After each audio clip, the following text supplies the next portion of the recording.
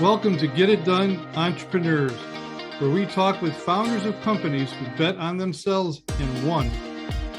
My name is Rich LeBrun, and I am the founder and CEO of LeBrun Advisory Group. You can find us at rlebrun.com. Our mission is to help our clients build wealth through business ownership. Stick around to the end of the show and we'll reveal how you can be our next guest. Let's introduce you to our guest, Shana Francesca. She is the founder and CEO of Consonate LLC. Shaina is a keynote speaker, consultant, workshop facilitator, and scholar of intentional and ethical leadership and living. Having been born into an abusive household and raised inside an evangelical Christian cult, Shaina early on faced deeply harmful and unethical leadership and its consequences. The foundation of her work is the understanding of curiosity, respect, and accountability, and their role in fostering ethical relationships, both individually and as a leader. Shaina believes we become infinitely more impactful as leaders and as humans when we understand the power of community and our role inside of it, knowing that a corporation, team, or family, or organization is a type of community, and that community is an ecosystem where it's vital that every part and person is honored and empowered. Shaina happily lives in South Jersey, and I'm really excited about having her on the show. Welcome to the show, Shaina. Thanks for having me, Rich. I've been really looking forward to it. As I mentioned in the pre-show, I got a chance to listen to your interviews with other podcasters, so I'm just fortunate to have you on our show as well. Thanks. So let's get started. Our listeners love to hear the story of how you became an entrepreneur. And some people do it voluntarily, some involuntary, some do it out of a passion, some do it out of a situation in life. So your story is your story. So if you wouldn't mind, share with us what you will about how you became an entrepreneur. Yeah. So I think what I do now was it was inevitable. I was always going to make my way to what I do now. But how I got here was not exactly linear. And quite frankly, if you've been in business for yourself long enough, you know it's never linear. There's no such thing. That's not possible. So I was born in South Jersey. I was born into an abusive household and raised inside of an evangelical Christian cult. And I knew pretty early on that I wanted to leave that environment, but I was only allowed to go to certain colleges and institutions unless what I wanted to go to school for was not offered at those schools. And also what I did needed to align with gender binaries. So it needed to be something that like women's work. And so I actually went to school for interior design. And because I early on recognized that our physical environment is really powerful in our lives. Our physical environment functions as a vision board for our life. Our bedroom, our intimate spaces, they're the first thing we open our eyes to every morning and the last thing we close our eyes to every evening. And they're meant to be reflections of our beliefs about ourselves. They're meant to be this beautiful way of envisioning our future, what's possible for ourselves, right? Pop open your eyes to this this space that gives you, that thrills you, that feels invigorating, right? When you open your eyes. And that has a really significant psychological impact, right? And so I was doing that work because I knew growing up in an abusive environment just how oppressive our physical environments can feel and how it can negatively affect your mental health. And so it's something I was deeply passionate about. But I realized along the way I was having these conversations with people because after leaving those terrible environments for myself, I'd started doing research for myself. I realized I don't know how to show up in the world as a healthy human. I don't know what ethical relationship is, right? I don't know because I only had unhealthy models. And so there was this research that's going on in the background, right? That's starting to bleed into my work. And I'm having conversations with clients about who they want to be, how they want to show up in the world, the way they want to form community around themselves, what they want their home to be, what they want their office, their business, their restaurant, what kind of space they want it to be, what kind of energy they want as people gather there, what is their intention, right? And so there was this big seed planted around intentionality. And somewhere along the way, one of my clients said, who's like head of neuroanesthesiology at a very prestigious medical institution. Philadelphia is the city of eds and meds, and it's right there. So I had a lot of clients in Philly and in the surrounding suburbs. And we're sitting at his home, and he's like, "Oh yeah, I tell everybody you're my life coach and my interior designer." And I was like, "You do?" And he's like, "Yeah, because that's really what you're doing." And then I was like, "Oh, well, I don't actually really want to be a coach, but I do want to share this information with massive amounts of people, right? I want to be able to have these powerful conversations in a larger context. And as they relate to leadership and my research on leadership for myself and being in business for myself and all of these things, because I had founded my interior design business back in 2016 and um, did that part time and then went full time in 2019, right before the pandemic. And so he's during the pandemic, this is when he says this to me. It was like 2020, 2021. And I was like, oh, okay. I am really good at this. I do have a lot of expertise. I had been doing group coaching for entrepreneurs and business owners for 2.5 years on leadership, on relationship building, on the power of curiosity in our lives and so on and so forth. And so I'd already been doing it. I didn't see it as being my main business. I hadn't given myself permission yet to step into that. And then I did in 2020, 2021, something like that. And stopped accepting interior design clients and started focusing on my leadership work, on my relationship work, and transitioned my entire business over to Consonate and over to primarily consulting, keynote speaking, workshop facilitation. And I still do take on people as coaching clients here and there, but it's not my number one thing. I prefer like group coaching or those sorts of things because I love the dynamic of that, of the way that we learn together. I think it's much more powerful, Mhm. long term, right? And there's times and scenarios for one on one, but long term, it's better for us to be learning with one another and from one Mhm. another. So that's that. I mean, I literally gave myself permission. I started getting on podcasts and honing the message and honing the message and honing the message and speaking for free places. And then I got my first paid speaking engagement and it was $2,500. And I was like, oh, I'm both good at this and I can get paid well for this. So let's do it. Um, and that's, as they say, the way that it goes. The way it goes. So it just happened. It happened around you, and you didn't even know it, which Yeah. was great. Let me ask you a couple of questions specifically. So you use the word intentionality and curiosity. Yeah. Okay, and we're leaders. I only Yeah. interview founders of companies. Tell me how intentionality and curiosity plays out in running a business. Yeah, that's a great question. Um, I posit that just about everything in our lives goes back to relationship. And no one ever sat me down and said, this is how you show up in relationship, right? This is the way that you show up in healthy relationship with the people around you. This is what you should expect or how you should expect someone to approach you and develop a relationship with you because it didn't serve the harmful environments I was in. I would have been able to hold them accountable for not showing up that way. Mhm. Um, But when I started to realize that relationship is the root of everything, I think that leadership is about a relationship with those we lead, that innovation is about a reimagining of relationship, and innovation is what drives profitability inside of our organizations. So when I really started digging into it, I'm like, relationship is everything, and relationship begins with curiosity, right? Mm. And I think it's important that we fundamentally invest in curiosity, respect, and accountability. What I posit are the three pillars required for ethical relationship.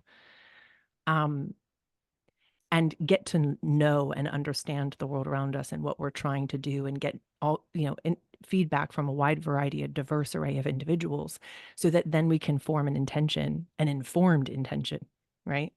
And then be able to proceed with that. We should be continually investing in curiosity, continually investing in educating ourselves and connecting with the world around us, because that's where we find inspiration, creativity, innovation, joy and connection, community, Mhm. support. I mean, it's where our humanity lives, right? And so I think it's deeply Yeah. important we be connected to that on a regular basis and make it a practice. I think it's such a profound thing that you're saying. The the the application of it is the first time I really kind of thought about it. I've been in leadership my entire career. I guess if I would take time out to be intentional about what I want my relationships to look like, whether it's with family or employees or clients, that would give me some pause to really think, to really put some I don't know, words to it or whatever, Yes. so I can understand it.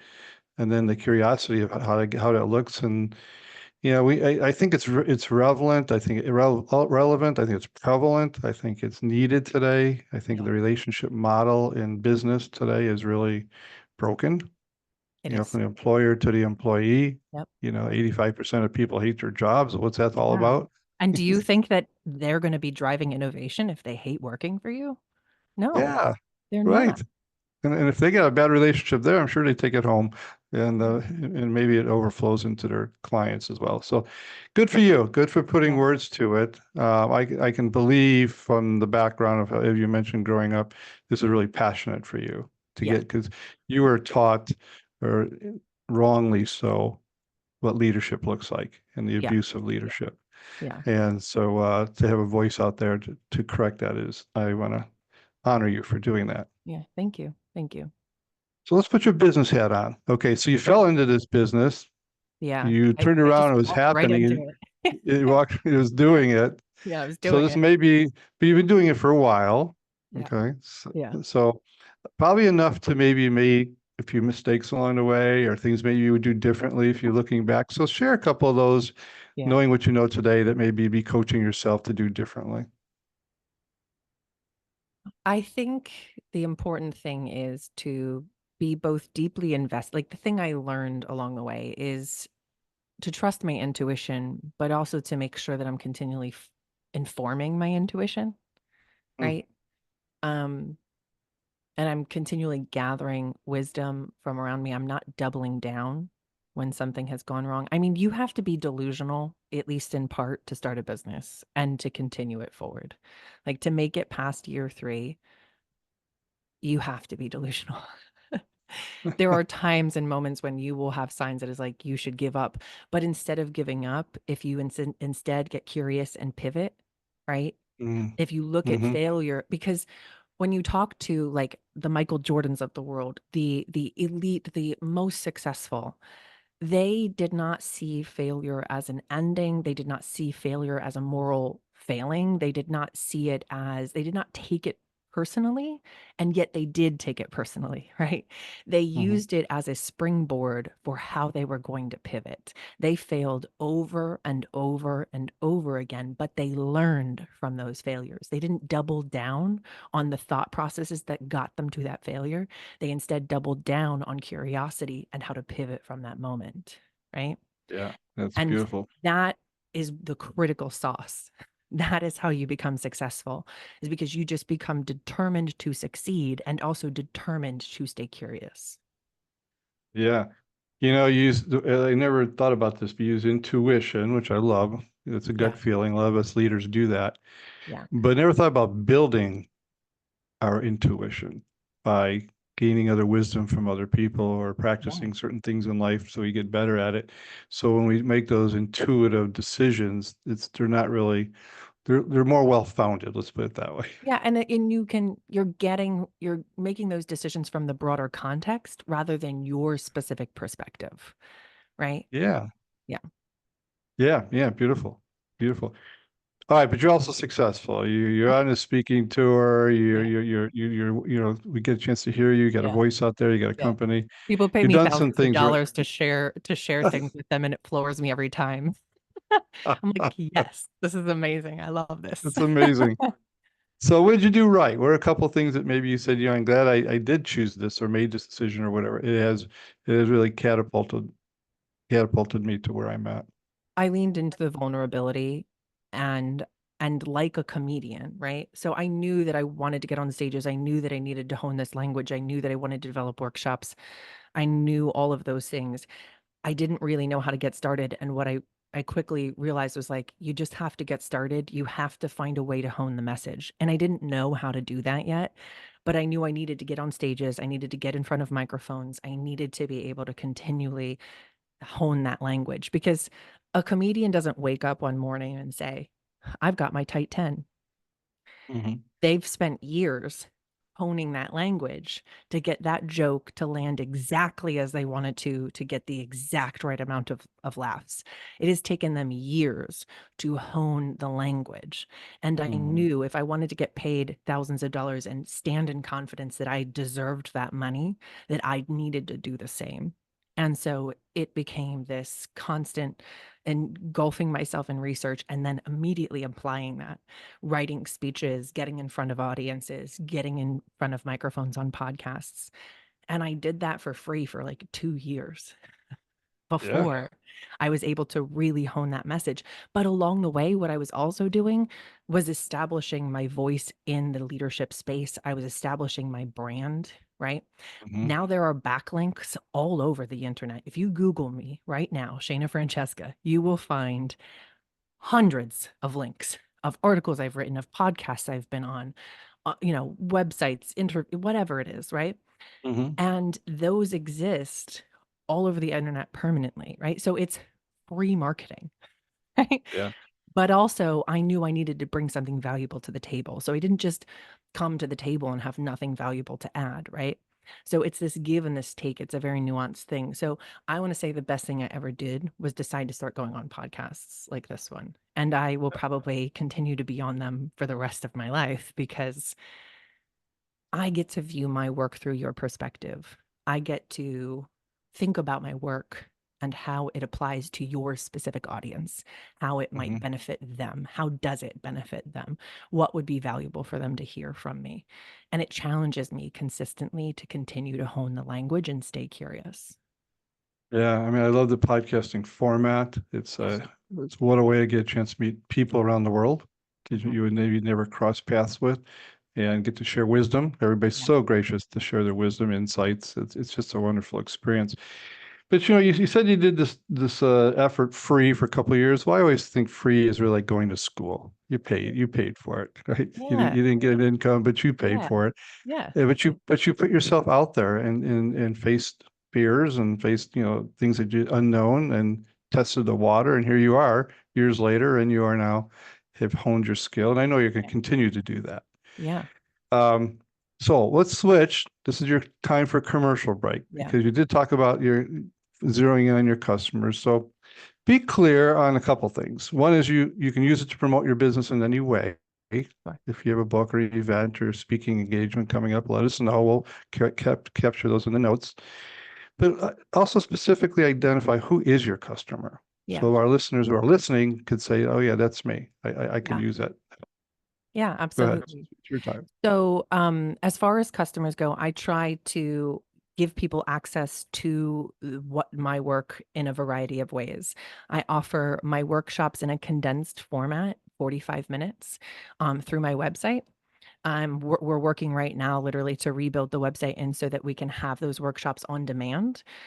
So people can choose to do it on demand and it be a little less expensive. They can choose to do it live with me and it be a little bit more expensive. And then people can also hire me to come in and do those workshops live. And obviously that's got a much bigger price point. Mm-hmm.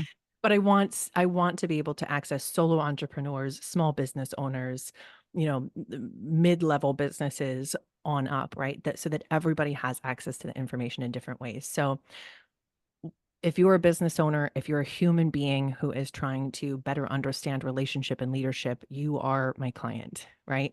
Nonprofits hire me to come in and do consulting or to do my workshops. For profits hire me to come in and give keynotes at their annual events and, come in to do consulting.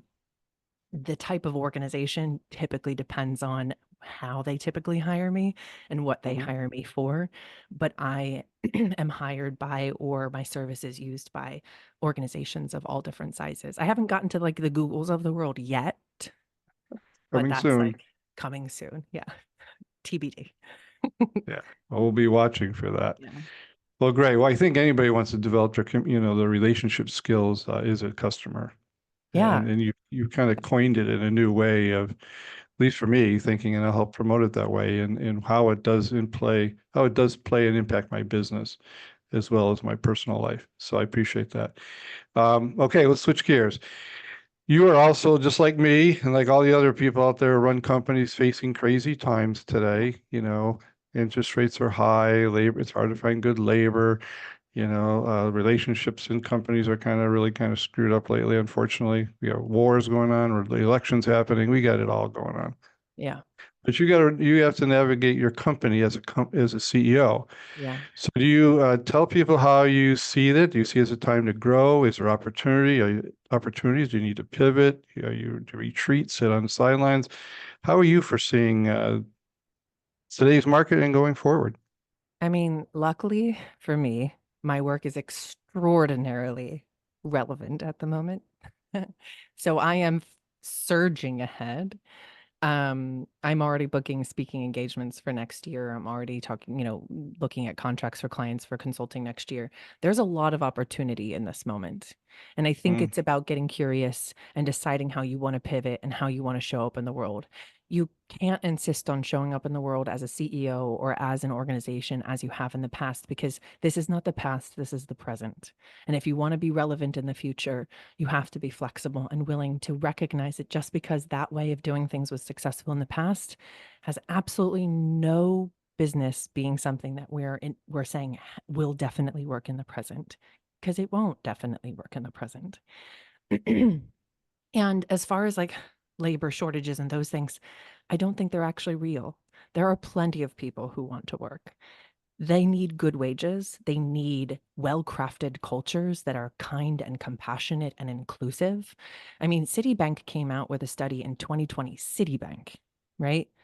That said mm, the United States economy lost out on 16 trillion, with a T, trillion dollars in revenue because of a lack of diversity. Because diversity, a diverse understanding in the world, and a diverse group of people who are seen, safe, heard, understood, valued inside of your organization are going to use their varied perspectives to then look at your company, at your products, at your marketing, all of it. And they're going to see it through new, fresh eyes. And they're going to provide valuable perspectives. They're going to innovate at every level of your organization, right? But yeah. you have to be willing to create an environment in which they are safe, seen, heard, valued, understood, and they are paid for their contribution, because you cannot expect people to show up at your organization and contribute to your company's thriving if they themselves are not thriving. If you're trying to figure out how to pay them as little as possible for their contribution, Hmm. they aren't going to want to work for you, and there's going to be a labor shortage for you, Yeah. not for organizations that are valuing their people. I find it interesting. I forget where the study was, but they said 80% of employers, CEOs, are saying how they are frustrated with lack of employee engagement. But then the same numbers, same group of people showed that they are spending less than 10% of their budget on employee engagement. Correct. Correct. So that was such a Yeah. telltale. Yeah. Your people are Yeah. disengaged because typically they're overworked and underpaid. And I know you don't want to hear that, but I'm not here to tell you the pretty things. I'm here to tell you the true things. And it is needed. It's needed just from a marketing standpoint. I was Yes. on a roundtable discussion the other day. We were talking about the noise in the market. How do you pull yourself out of the noise? How you Be stand above yourself. the noise? How you get recognized today? Yeah. It's a whole new world of competition. Um, so I think all this is important of how to take curiosity and Yeah. intentionality to really make a mark for yourself. I mean, Okay, I go just want ahead. to add one thing here. Is the most Yeah. valuable thing I ever did as both a human being and as a business owner was dig into who I am and how I actually want to show up in the world, and lean into that. Yeah. When I leaned into that, I became extremely successful, right? It's, And so I it's very think as clear. organizations, we have to think about that. Yeah. But I can see that the way you show up just for this podcast. You have an intentionality about you. You found your voice. Yeah. You get your passion. I can see it in the excitement, and how Yeah. things are working out. So yeah, good for you. And thank you for doing that, because we get to be the benefactor of that. Okay, but you're also an individual. Okay. Yeah. If we put business aside, you gotta get up Monday morning and get ready to go. And Yeah. how do you keep yourself focused? Do you have certain disciplines? Are you an avid learner? Do you have Yeah. mentors? Yeah. What is it that helps you keep focused as a CEO, Yeah. founder? My brain loves to learn. I've cultivated a very curious brain. And so but also I recognize that I cannot consistently process data. So I'm not one of those people who would tell you that you need to be every single week, every single reading a book. I'm one of those people who goes through ebbs and flows. So I'll go through 3 or 4 months out of a year and I'll read 20 or 30 books. And then all are kind of tangentially connected in some way, right? Around a particular concept. And then I marinate on it for a couple of months. And then I'm writing. And then I'm processing that information. And then I go back and I'm learning more again, right? I recognize the cycles within myself. I get up every morning and I snuggle with my dog while I meditate. He doesn't sleep in my bed, but we meditate together. Right. Um, and then I take him for a walk and I leave my phone. I don't put in headphones. I'm not listening to music. I'm just present with him and the world around me. And I'm letting my first moments in the world not be cluttered with emails and technology. It's 20 minutes, 30 minutes. I'll Yeah. survive. So will they. Yeah. Right. And then I'm making sure I'm eating like healthy foods for breakfast. That contain lots of fiber, right? Because most people don't realize we like don't eat nearly enough fiber and it affects your health Mm, significantly. Um, a lack of fiber is leading to a significant amount of types of cancer. It's leading to people gaining a ton of weight. Fiber does the same thing to your body as these like Ozempics in the world. And it's mhm. because we don't eat fiber that we need them, right? And I'm Right. not discounting, the various other reasons why people might need to be on those medications, but most people would be able to just increase their fiber and be healthier. Um, like I am somebody who has eczema, and when I don't eat enough fiber and enough like yogurt and probiotics, rashes break out, right?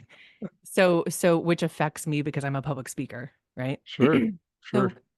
and also there's a significant connection between our gut health and our brain health, right? So as Hmm. leaders, we need to be thinking about the way that we are feeding ourselves and the way that our people are feeding themselves, right? It's Yeah. important. So yeah, I feed my brain, I feed my Hmm. body. I'm Yeah. recognizing that there's a connection between all of those things. I obviously surround myself with a vast array of color. Yeah. To your design life. Yeah. Recognizing that that has an impact on, who I am and how I show up in the world. And, so it's a connection between all these things. I'm honoring a holistic approach, right? Hmm. And also one of my favorite practices as a human to cultivate my own curiosity is a curiosity walk. So I will go on a walk and I will find either something I don't know anything about or something I have quote unquote known about my whole life. And the purpose of this exercise for me is to recognize that proximity is not relationship, Hmm. right? So my whole life have been trying to get dandelions out of the yard, right? And so one day I look and I'm like, but wait, I know that dandelion tea exists. I know some things that I've picked up over the years about dandelions, but let me learn more things about them. And they're fascinating, right? So Hmm. I learn about 3 new facts about something, someone. And I make this a continual habit. And it's the things that I think I know about that actually thrill me the most because I realize how little I actually know. And I Yeah. learn the ways that it's actually beneficial in the world, whereas I had been taught or understood that thing shouldn't exist. It should be weeded out. It should be killed off.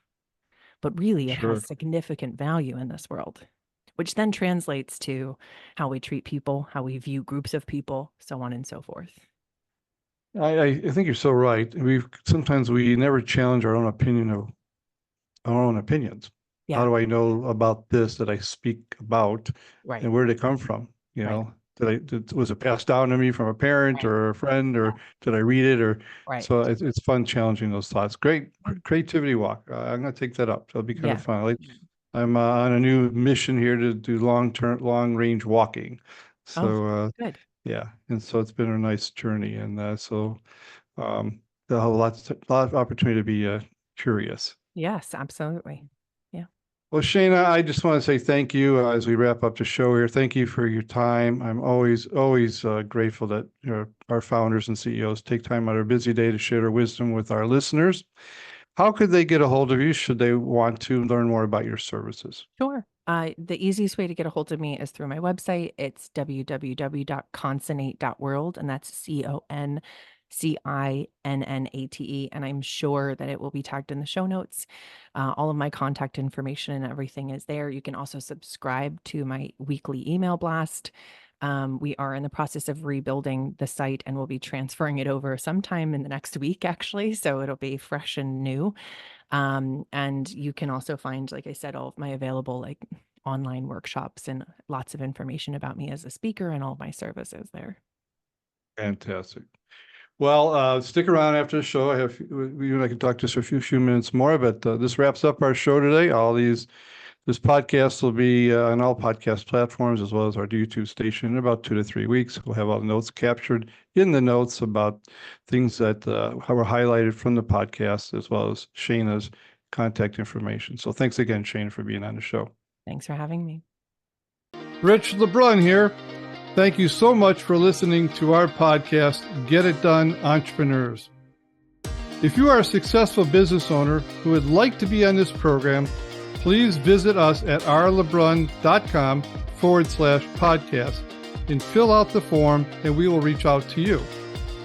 If you got something out of this interview, would you share this episode on social media?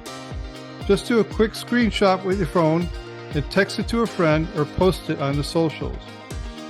If you know someone that would be a great guest, tag them on social media to let them know about the show and include the hashtag GetItDoneEntrepreneurs. I love seeing your posts and guest suggestions. We are regularly putting out new episodes and content. To make sure you don't miss any episodes, go ahead and subscribe. Your thumbs up, ratings, and reviews go a long way to help promote the show and mean a lot to me and my team. Want to know more? Go to our website, rlebrun.com, or follow me on LinkedIn, Facebook, and Instagram. Thanks for listening. We will see you next time.